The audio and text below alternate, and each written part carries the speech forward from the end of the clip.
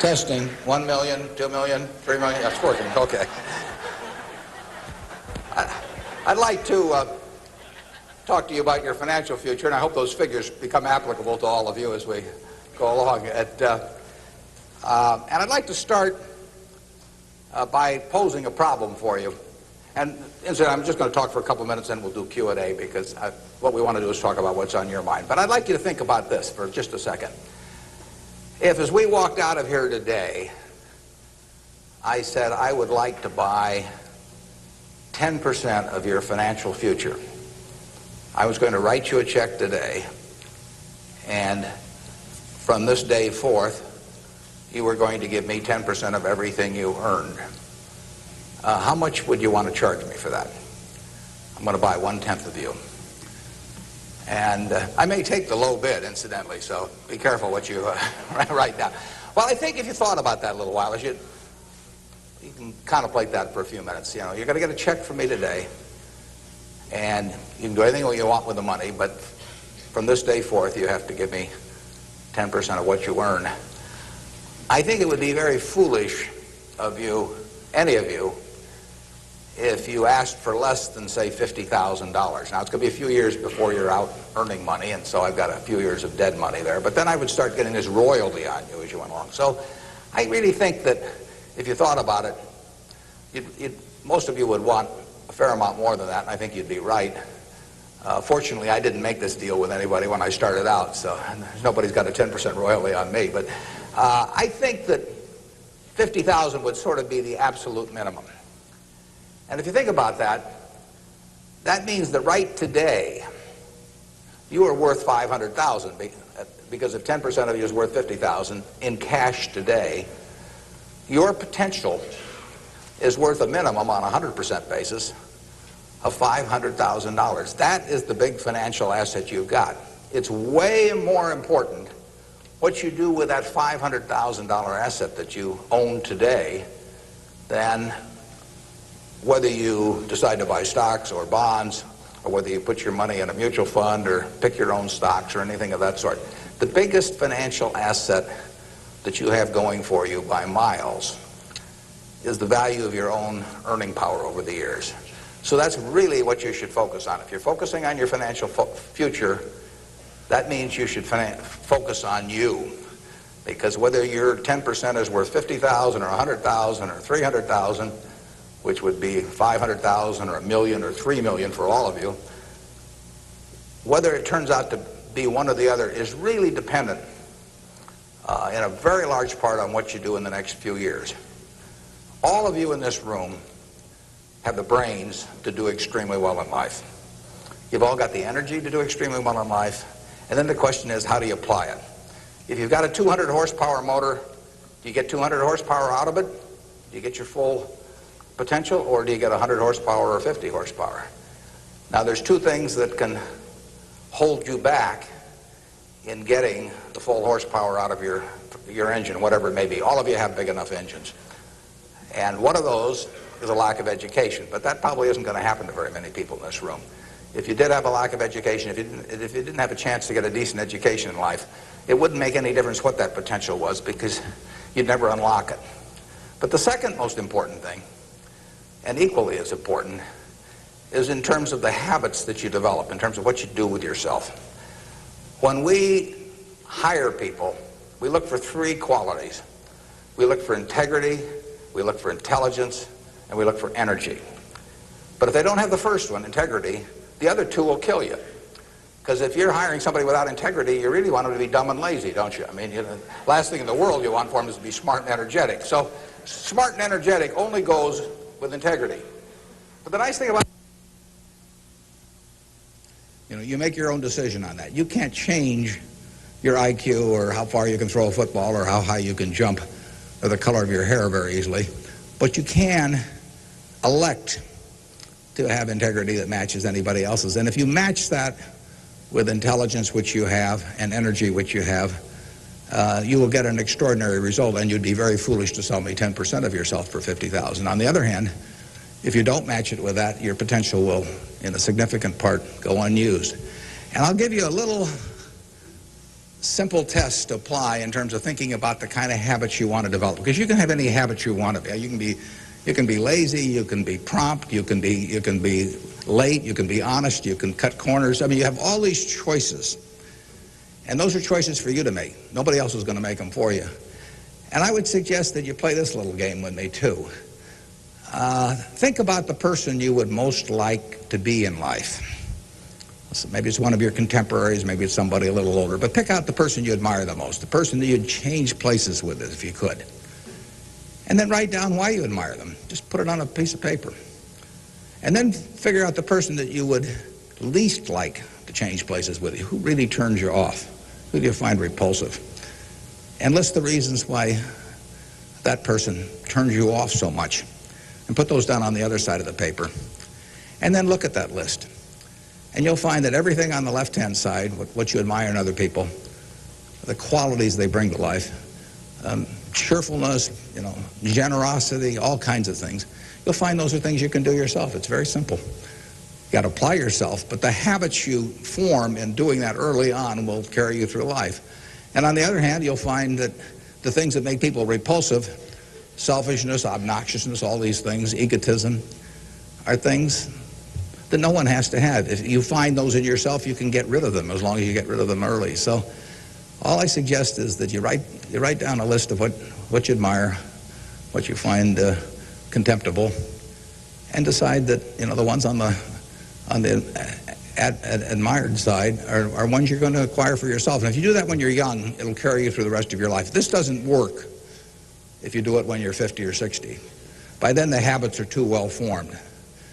But if you do it early, behavior becomes a habit. So if you do that, 2 or 3 years from now, if you go through the same exercise, you'll find out that the person you admire the most is yourself.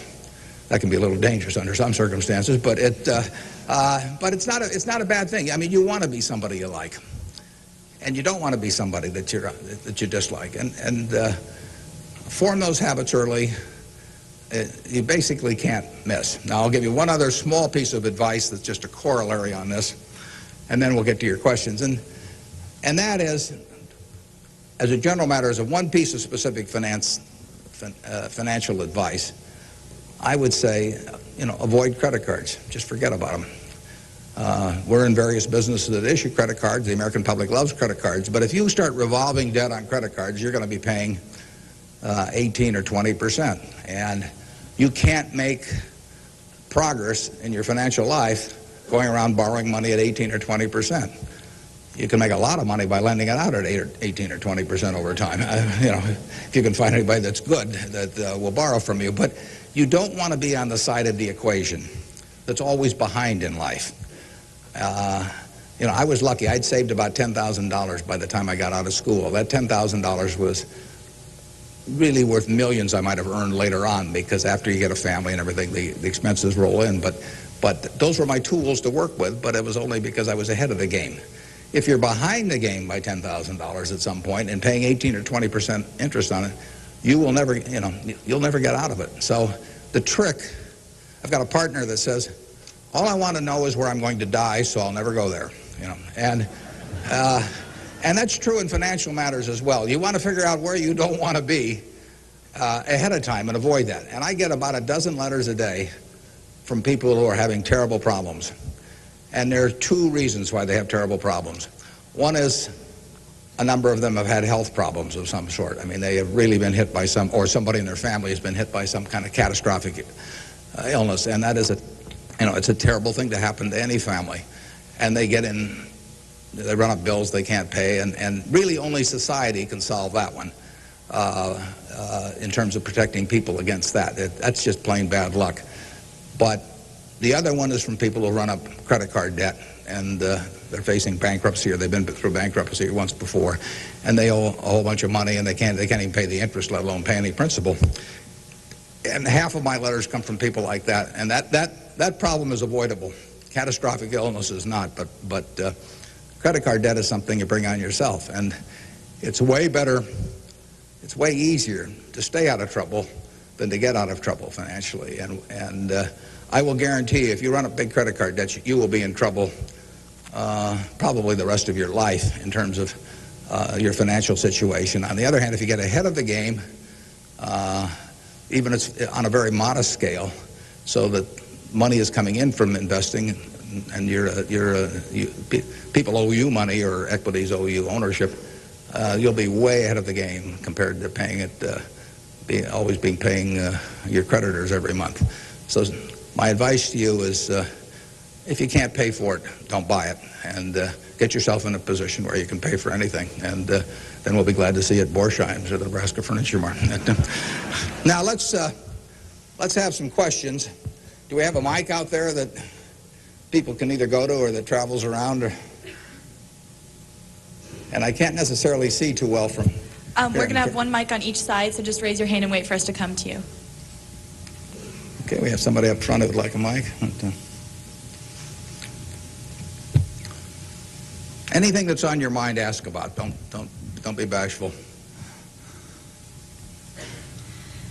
Yeah, how would you advise people who aren't necessarily going into a career field in which you would make a large base salary, such as like medicine or something like that, maybe performing arts or music? How would you advise us to keep up financially with the rest of the world? Well, it is true that a market system does not pay as well in some activities as might seem appropriate for the importance of those activities to society. Just take teaching, for example. I mean, teaching does not pay well.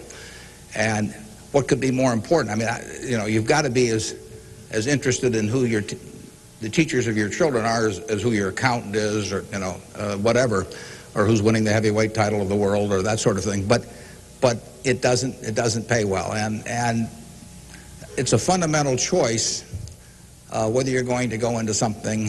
For many people, it'd be a fundamental choice whether you're going to go into something you love or something to try and make a lot of money. I think that generally it pays to go with what you love. I think that it's very hard to find people when they get to be my age who say that they've loved what they've done all their life and feel it was very worthwhile, but they're terribly sad they made that choice because they didn't make a lot of money. I don't think anybody's ever said that to me, that they wish they'd gone into something else where they were uncomfortable doing it or didn't enjoy it, didn't feel very productive, but made a lot of money. So I don't think you'll find that. So I would go to work. I would go to work in whatever turns you on. It may turn out that it'll be more profitable than you can think, but almost everybody here will make enough money, unless they get some terrible habits along the way, to do reasonably well. And doing reasonably well in this country really is pretty darn good. I mean, it's not necessary to have huge amounts of money in order to enjoy yourself. I enjoyed myself when I had my $10,000, and I live in the same house that I lived in when I had about that. I bought it 41 years ago. I liked the house then. I like the house now. I mean, if you think about it, if you have a reasonable job, you'll be eating at McDonald's and I'll be eating at McDonald's. So we're at a push on food. I mean, in fact, I hope it's Dairy Queen, actually, and and if you come to Dairy Queen, you'll see me. And you can order anything on the menu I can order, and we both can afford it. You'll wear the same clothes I wear. I'll pay more for my suits, but as soon as I put them on, they look cheap on me. So we'll look about the same. We'll both live in the same kind of houses. I live in that house from 41 years ago, and it's warm in winter, and it's cool in summer, and it's comfortable. And you'll live in a house that's similar. And what difference does it make if you have 50 more rooms or guest houses or all that? It'll probably just bring you problems. I mean, you have to worry about the greenskeeper or something when you get through. So I have been in the houses of people where the houses are worth probably 200 times what my house is worth, and I would not be any happier in those houses at all. In fact, I'd be less happy. I just have one more thing to worry about, and dozens of people around the place, and people quitting, and people stealing from you, and all kinds of things. To hell with it. We'll drive the same kind of car. In fact, you'll probably drive a better car. I drive a car that's about 8 years old. I don't know what it's worth now, but it gets me around fine. I mean, I'm perfectly happy. We'll watch the same television. We'll work on the same computer pretty much. The only difference will be how we travel long distances. You know, I will fly in a plane that's more comfortable than flying Southwest Airlines or something, which I've got nothing against. But that's the one real big difference. And other than that, I do what I like every day. I hope you'll do what you like every day to do. And I work with nice people. I hope you work with nice people. And there's 24 hours in the day, and those are where the hours go. So great wealth is the tiniest bit different in a real sense than having just a decent income. And to trade a decent income and something you love doing and something where you feel worthwhile doing it for huge wealth where you trade off a lot of your principles would be a terrible mistake.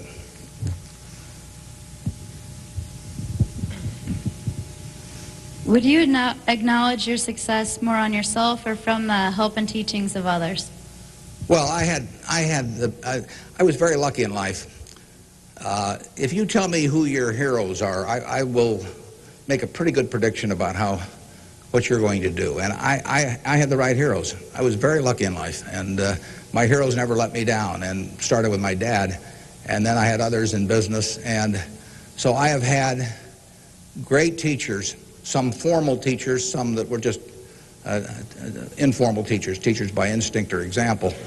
And if I hadn't had those, you know, my life, I'm sure, would have been very different. If I'd been born any place else. When I was born in 1930, and at the time, 1 out of 50 births in the world were in the United States. So I came in against 50 to 1 odds against being born in the United States.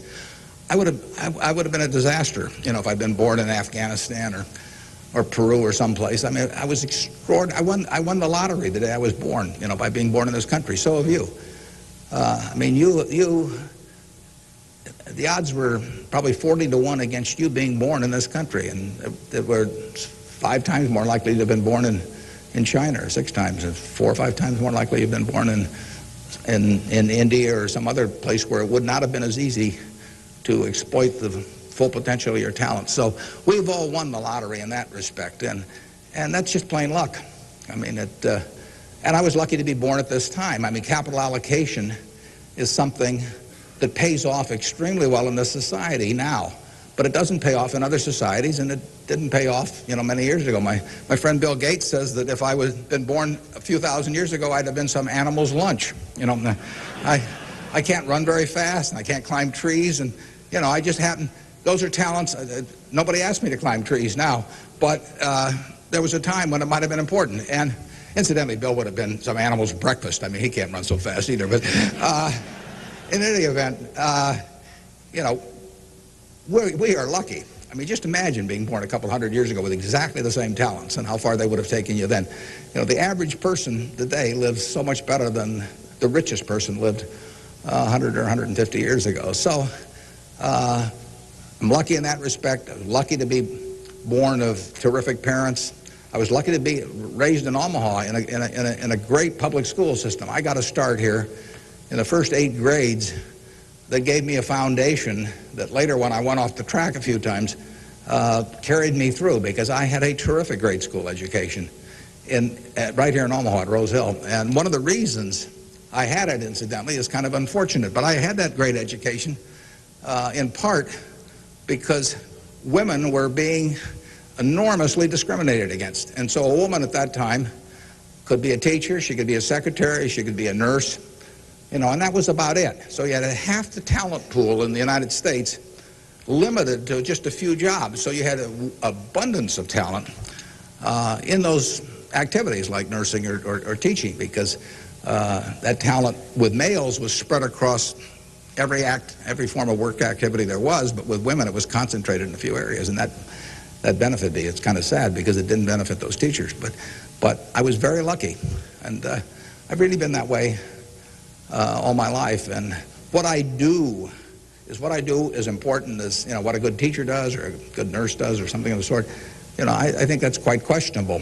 It pays off enormously well in a market economy like the United States, and but that's an accident. It didn't have anything to do with any innate ability of mine.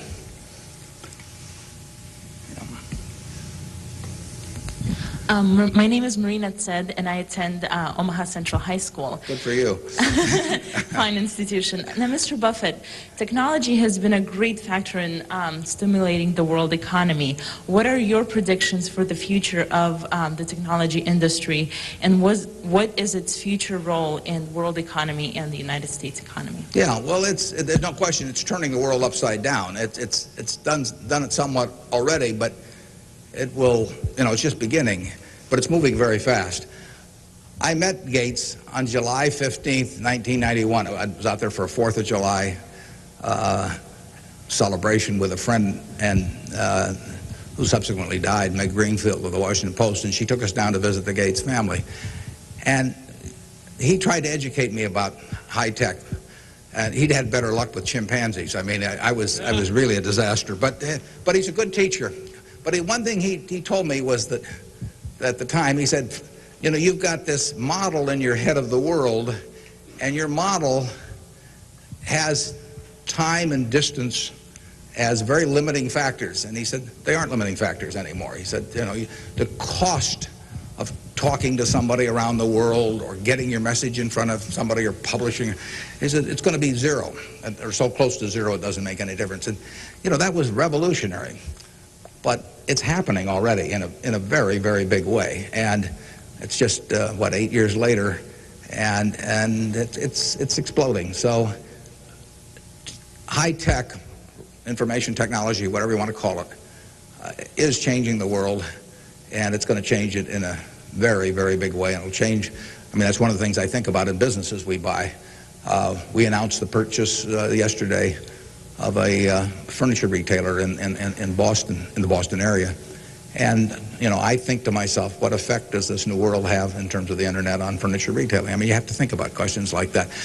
The changes will be huge. I played bridge yesterday with people all over the country, but I played it with people all over the world. I just sit down on my computer, and I've got some popcorn there, and I'm in khakis and a sweater, and I can have a bridge game in 30 seconds with people all over the world, and no cost to it, basically. That's a lot different than trying to arrange a game with 4 people in Omaha, on a day when one guy wants to play golf and another wants to watch baseball. And it changes things in a huge way. We are very fortunate. It's in the degree to which the United States leads the world in this area. We have a lead. It's hard to think of who's in second place. And 15 or so years ago, this country had an inferiority complex. It'd be hard for you to remember because you weren't old enough to be around then, but in the early 80s, we were wondering whether the Germans and the Japanese were going to own everything, and that they were going to make all the steel, and they were going to make all the cars and everything else, and the television sets, and we were going to flip hamburgers. That was the standard line. And just imagine in a short period like 15 years how that's changed around. In an important way, that's changed because of this information a revolution, where we, like I said, I don't know who you would name as being in second place in the world, but here's the most important industry in the world, and the United States has this incredible position, and we're moving all the time with that position. So I think that argues for it argues for a terrific future for the world over time, and I think it argues even more for a terrific future for this country. What are the best ways for youth to get started now in securing their financial future? For what to secure their financial future? For youth. Youth? Oh, well, it's not very complicated. It goes back to getting full use out of your own talents first. The difference between whether you're going to be earning X or 2X or 3X a year 20 years from now is going to be a function of how well, not how much talent you have, but how well you use the talents you already have. And so that is your best financial future is your own ability and your a capacity to use those abilities to their potential. And that can't be taken away from you. They can't even tax it. Most things, if you own a piece of real estate, if they double the taxes, they double the taxes, and that changes your ownership in the property, because now, in effect, the taxing authorities own more of it because they've got a greater command on the revenue stream. The same thing about almost any asset you have. But they don't tax what's in your head, and they don't tax your ability to start performing when you get to work in the morning and finish in the evening to your potential. One of the things that amazes me is how people who really do perform well just sort of jump out at you once you're running a business. When I got out of school, I thought, everybody would behave that way, but they don't. Most people sort of go through life in a sleepwalk, and if you don't, you will stand out. So the biggest thing for your financial future is yourself. Now, beyond that, it is always being ahead of the game rather than getting behind the game. It's saving a little, no matter how you do it. I mean, I delivered papers, I worked at Penny's, I sold golf balls, I had a pinball machine around. I did a lot of things that enabled me to accumulate about $10,000 by the time I got out of school. 10,000 doesn't go as far now as it did then, but having anything so that you're ahead of the game and not getting behind the game is enormously important. I mean, just, if you're going to run a 100-yard dash against a bunch of people in life, if you can figure it out so that when the gun goes off, you're 10 or 15 yards ahead instead of 10 or 15 yards behind, it's going to make an enormous difference in how that race comes out. So having some net resources doesn't make much difference whether they're in stocks or bonds, in my view, but and not having debt when that gun goes off when you get out of school is a huge plus over being behind the game. And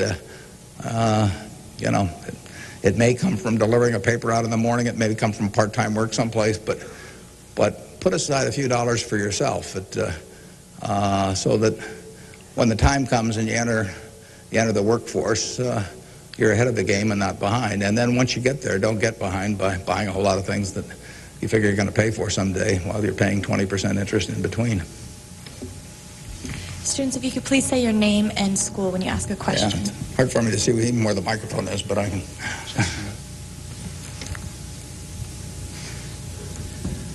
My name is Patrick Doherty, and I'm from William La Vista High School. I was wondering, with the increasing costs of education today, what can students do to deal with their debts once they're out of college?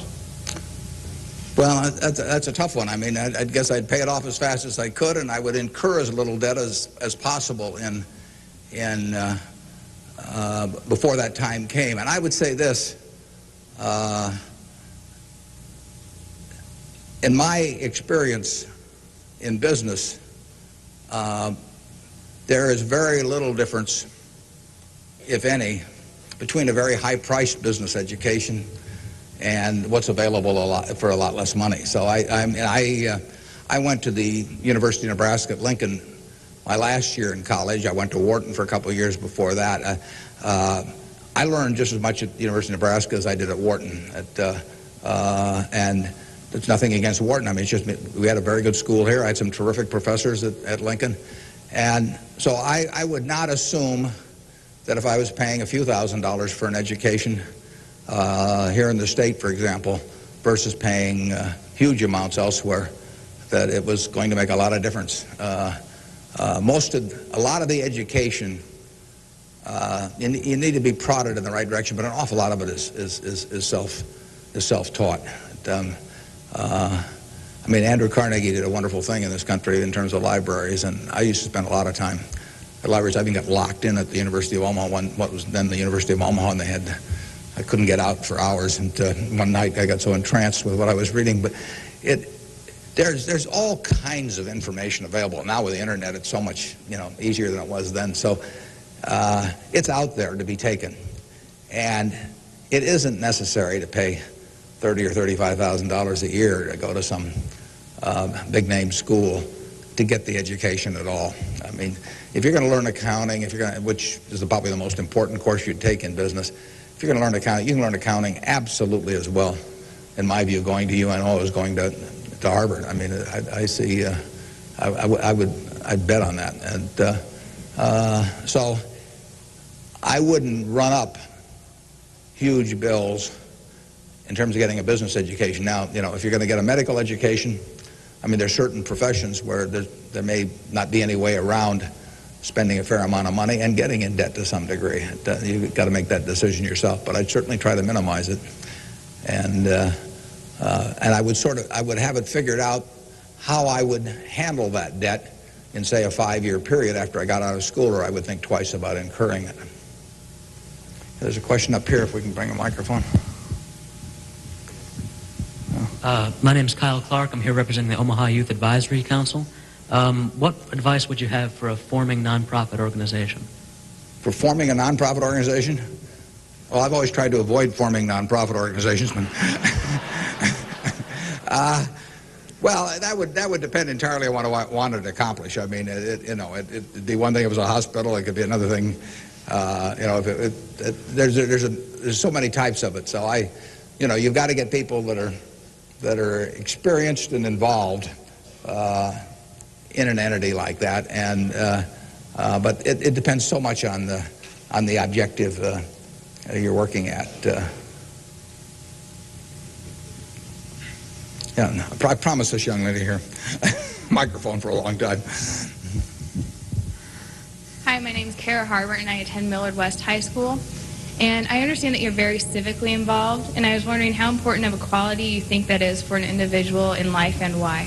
Yeah, well, I wouldn't say that I am that. I mean, I do certain civic things. I think your model as a citizen, for example, in Omaha would be Walter Scott. I mean, he is far more civically involved than I am, and incidentally, his predecessor, Peter Kiewit, was too, but Walter's carried it to new heights. So I don't want to take on any mantle for that myself. I do some things. One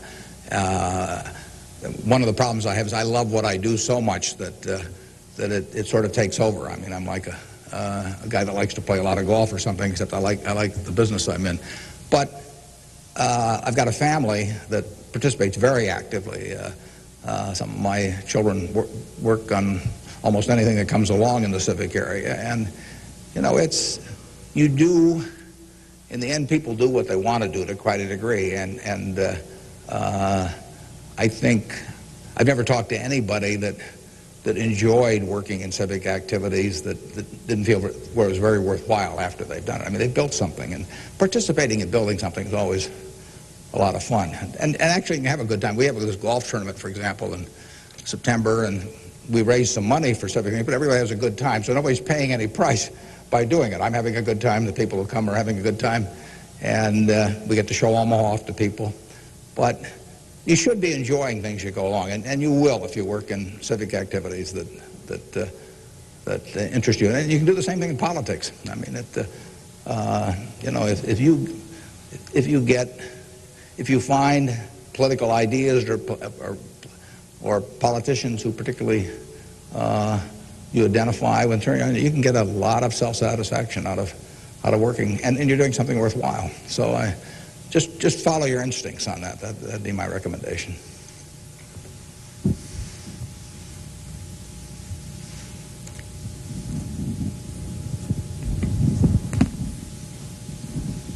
Hi, my name is Jeremy Graham from Millard South High School.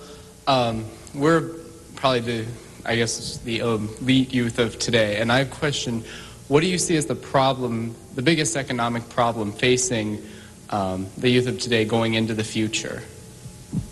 Yeah, I don't think that you're going to have enormous economic problems. I think you will live in a society where the average person lives better by a significant margin than the average one of a generation earlier or 2 generations earlier. That's been the history of this country. It's a marvelous country that way. I mean, when you think of it, we have 4.5% of the world's population, and what's been accomplished here is incredible. 53% of the value of corporations that are publicly traded in the world exists in the United States with 4.5% of the population.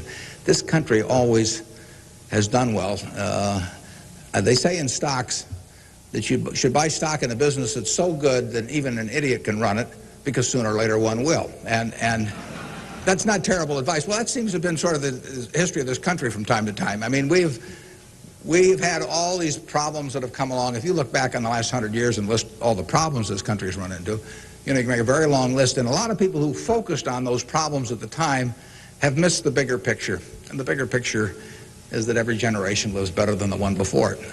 And that's because of savings, because savings enable people to create new tools to do better things as they go along. And it's also due to an environment that lets people realize their potential to a greater degree than most other environments in the world. It's far from perfect. I mean, it's sad how far it is from perfect.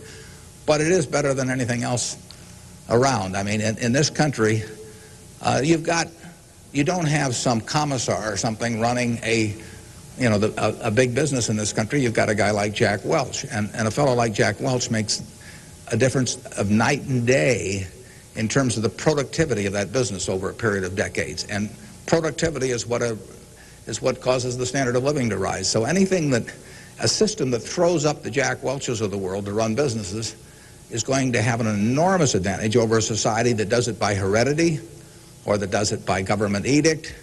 And we're closer to that society that I've described than any other country. And it's led to great things, and it will continue to lead to great things. So I think you've got the best future. You don't face a war, and you've got a better future in terms of achieving material rewards than any generation in history. So I wish I could trade you places. I might get taken up on that by a few of you, though.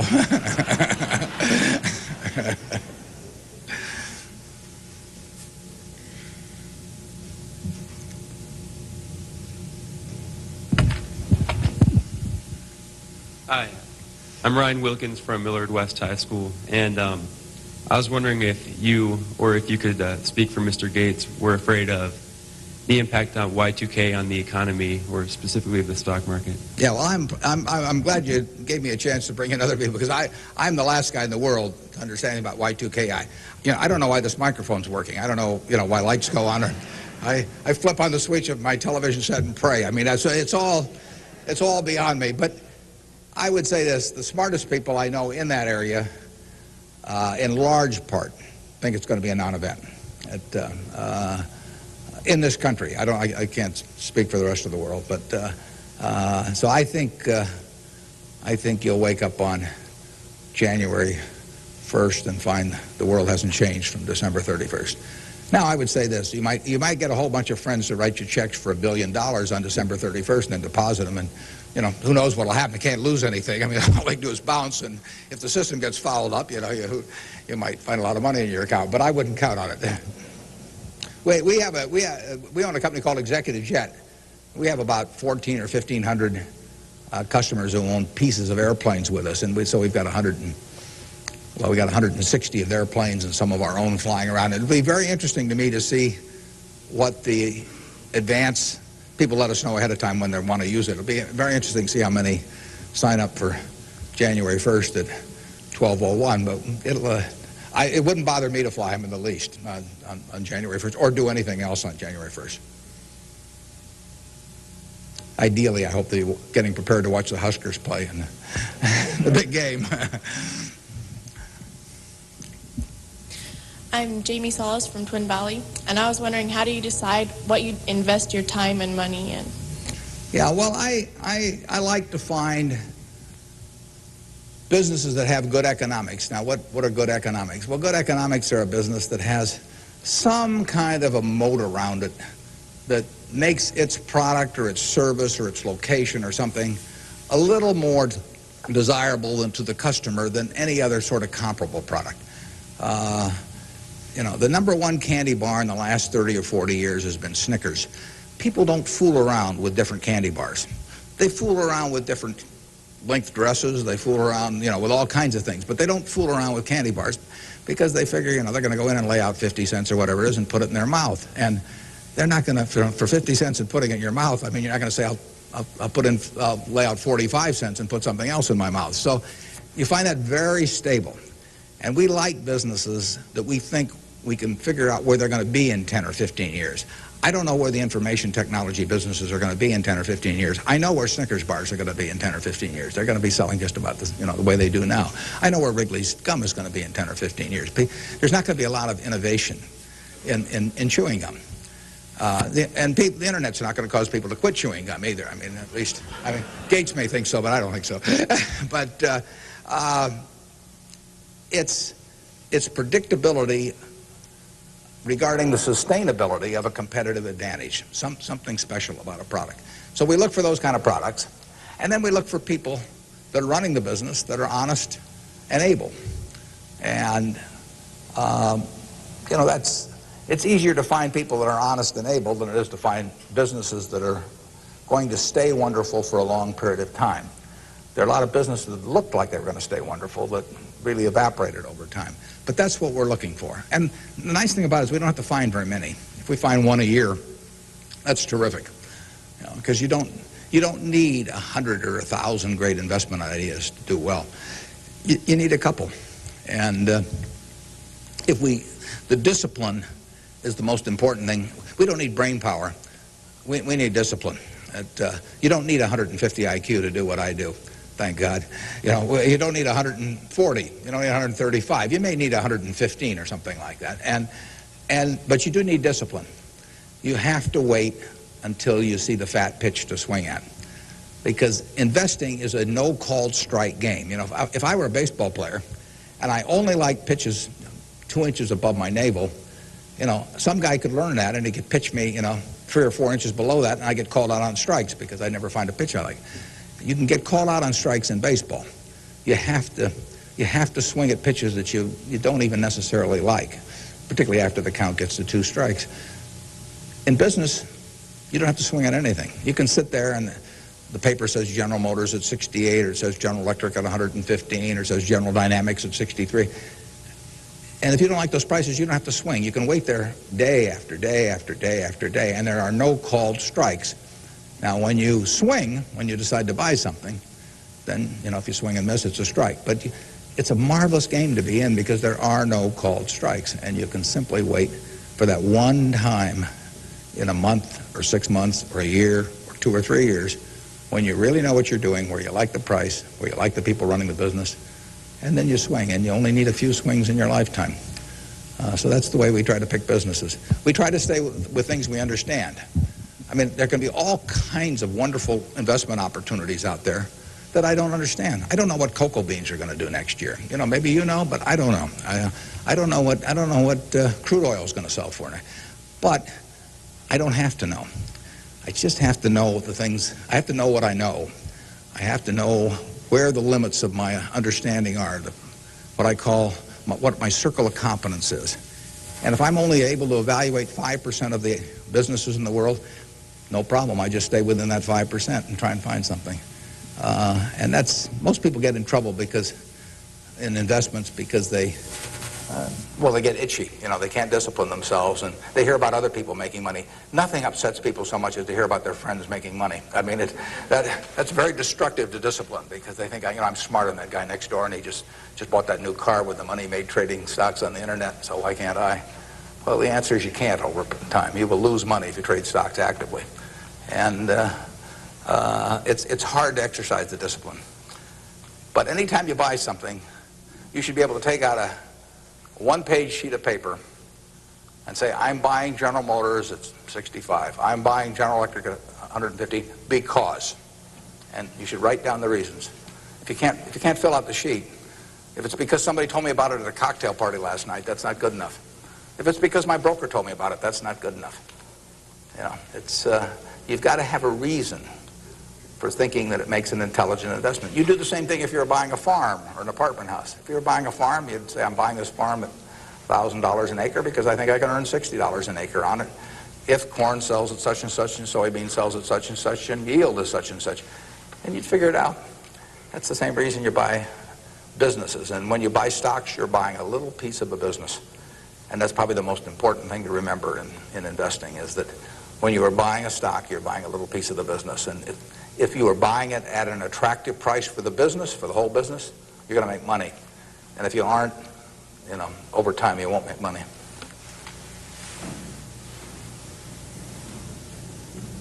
Hi, my name is Cliff McAvoy from Elkhorn, Mount Michael. Reverend Jesse Jackson, talked to us earlier. He seemed to believe that the moral standards of today's society will eventually affect us in business. How do you feel this will affect us as youth growing up in the United States? He said the moral standards will affect us how? Like moral decay in society today will affect us in business by how we feel and how we interact with other people? Well, I think very difficult to quantify moral standards over time. I mean, you know, you can pick out huge weaknesses at any given time in terms of how people or the country is behaving, and huge strengths. So I think it's enormously difficult to quantify. I think, by and large, we have made progress in what I would call institutionalized moral standards in this country. I mean, you know, in terms of slavery, in terms of I mean, the women couldn't vote, you know, a century ago. Half the country were second-class citizens in that respect, and they had much lesser rights in terms of inheritance and all kinds of things. The income tax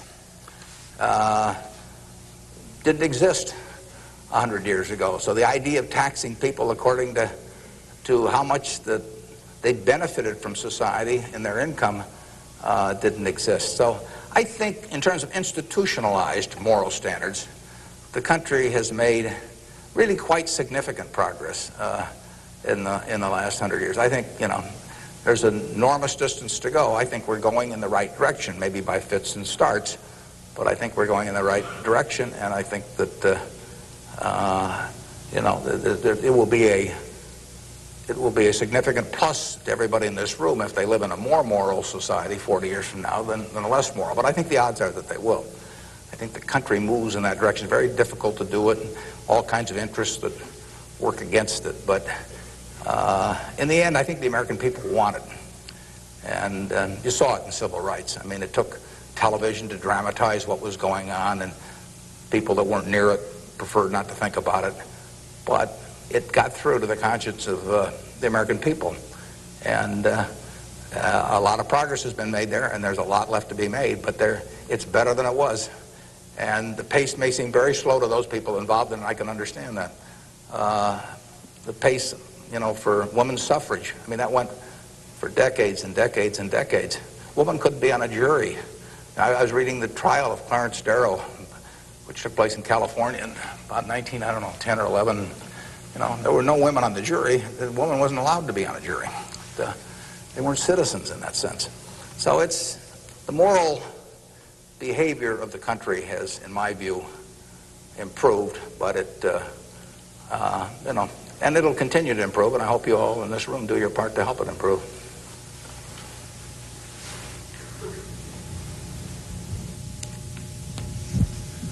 Hi, I'm Nick Jors from Central High, and I was wondering how, since the stock market's so high right now, if it'd be smart for us to get involved now or to wait till it goes down a little, or what? Yeah, I can't tell you whether or not to buy stocks now generally. I think it's important that you save money, you know, and whether you put it in the stock market or not, I don't think is terribly important. I think if you're interested in stocks, you should buy it, you know, and you've got a little capital, you should buy a few. I mean, I don't think there's any way of learning about them better than experiencing it. Doing it on paper isn't the same. I can guarantee you, if you lose money on paper or lose real money, it's a different experience. And so I think you'll learn more about yourself if you do it that way. I bought my first stock when I was 11. I was at Rose Hill at the time, and I bought 3 shares of City Service Preferred at 38, and it went down to 27, which is something I still remember, even though I was 11 at the time. And then it went up to 40, and I sold it. I made $5 on my 3 shares after commissions, and then it went to 200 and something. So, you know, I probably remember that a little better than if I'd been doing it on paper. And I fooled around doing a lot of things between about age 11 and 19 in the stock market. I did charts, I did all kinds of technical analysis, I read every book I could get on the subject, and I didn't do that well. I didn't do terrible, but I was really just floundering around. But that meant by the age of 19, when I read Ben Graham's book, I was at the University of Nebraska in Lincoln, I went and bought this book called The Intelligent Investor, just come out, and it had an enormous impact on me. Now, if I hadn't done, in the previous 8 years, if I hadn't been all over the lot, I'm not so sure that book would have had the same impact on me. I mean, by that time, I was prepared to read Ben Graham's book, which changed my life financially in an incredible way. I mean, I wouldn't be up here today if I hadn't read that book. But yeah, part of life is getting prepared so that when something does happen that's significant, you can grasp the significance of it and know what to do with it. And I would say that first 8 years of fooling around, even though it produced nothing financially to speak of, produced a lot in terms of getting my mind prepared for when I really did read something that made sense. And so I was ready to accept it. And I actually went back and went to Columbia to study under Graham, and because of reading that book, and all kinds of things flowed out of it. So I would encourage you, if you're interested in the field, to do a few things. I'd still try and make it as intelligent as possible. I would try to stick with things, businesses I thought I understood. I'd still get out that sheet of paper and I'd write, I'm doing this because, and just test my reasoning. And then I'd go back and read it a year later and see whether what you thought would be true turned out to be true. So I would always check myself. I believe in grading myself on everything. You know, doctors have postmortems, and they do it because they learn from postmortems. In business, people don't like to do postmortems. When I can be on the board of a company, and they can be owners building plants or buying companies, and they never want it 2 years later to run a check on how that decision turned out, because it can be unpleasant. But you learn from postmortems, and you don't want to learn. It's way better to learn from other people's mistakes than your own, but you got to learn from a few of your own too. And the time to do it is when you're young. We can do maybe one more, and then we wrap this up at one, do we? Or maybe two more. My name is Pete Walsh. I'm from Creighton Prep, and my question is, to what extent do you feel that the government, with the current policies of welfare and Social Security, is it financially competent and fiscally prepared for the future?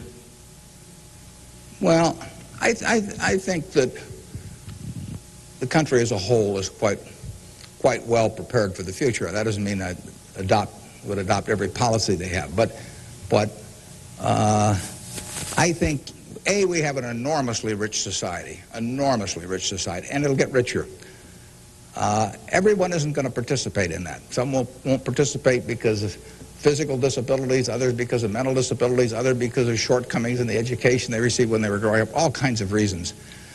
We have a prosperous enough society to be able to take care of those people, and we should take care of them. And how we do it so that they feel most useful in life, and how we do it so that we continue to encourage people to be more productive themselves and all that. I mean, those are not easy questions, but that shouldn't take our eye off the ball of feeling we should do something about it.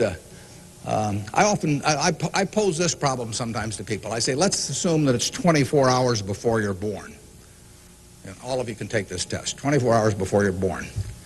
And a genie comes to you.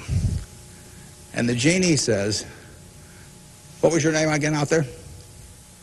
Whatever, we'll call you Joe. And the genie says, Joe, says, you look pretty promising to me. I think you've got kind of a sense of fair play and a good mind. And so I'm going to let you have an extraordinary opportunity. I'm going to let you design the world into which you're going to be born in 24 hours. It's yours. You pick out the political rules, you pick out the economic rules, you pick out the social rules, you design the world. And when you're born in 24 hours, you're going to be born into that world. And that's the world that's going to exist for your lifetime, for your children's lifetime, for your grandchildren's lifetime. And you, having heard of some of these genie jokes in the past, would say, what's the catch? The genie says, well, it's a very slight catch. I said, when you're born in 24 hours, you're going to emerge in this world you designed.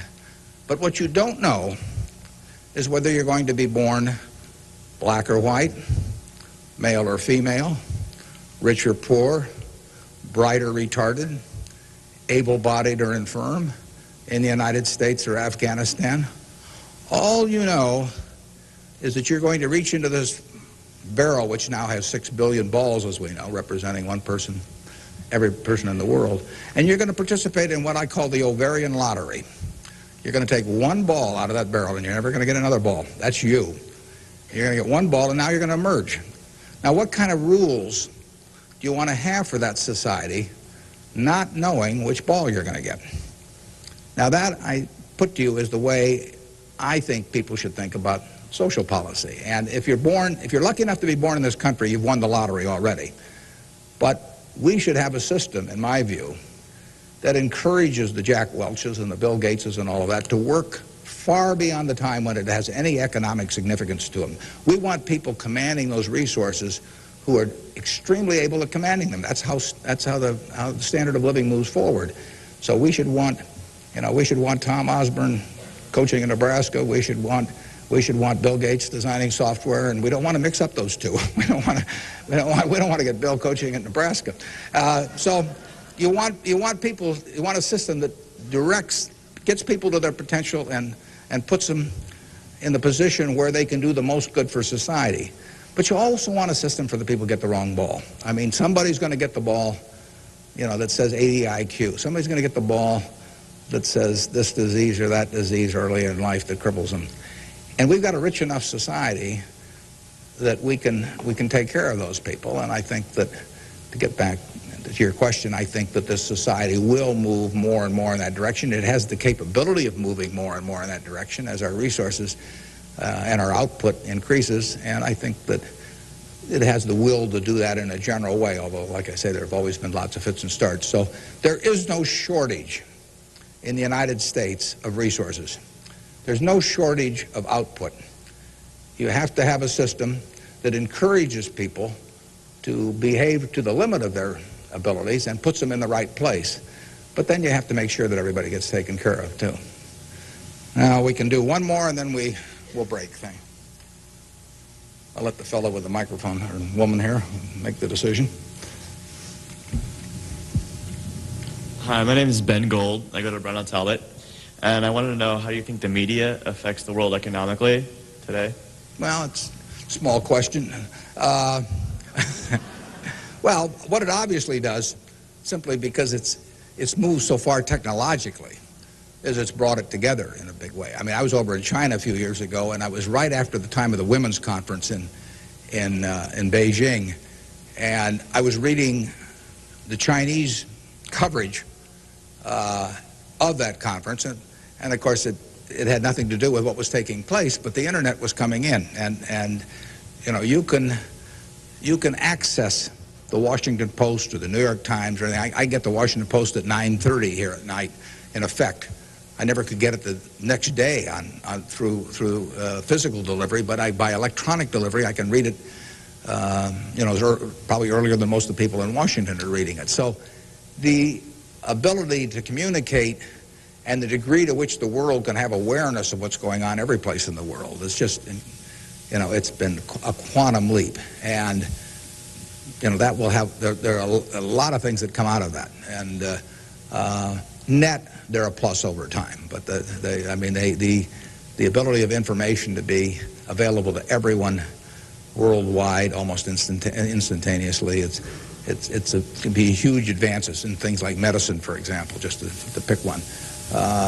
So it's a net plus. It has a big effect, and the definition of media has now been expanded enormously. I mean, there were 3 television networks in the early 1960s, and that was it. There were 3 highways information traveled electronically, and if the 3 pieces of information were I Love Lucy, and something else, those were the 3 choices of information or entertainment that you had for tens and tens of millions of people sitting there looking at a tube. Now it's unlimited, and that's only, 3 or so decades. So it's just exploded, and it'll continue to explode. And net, I think it's a plus. And I think it's 1 o'clock.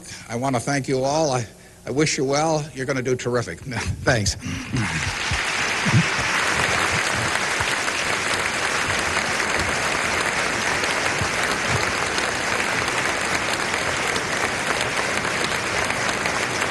Thank you.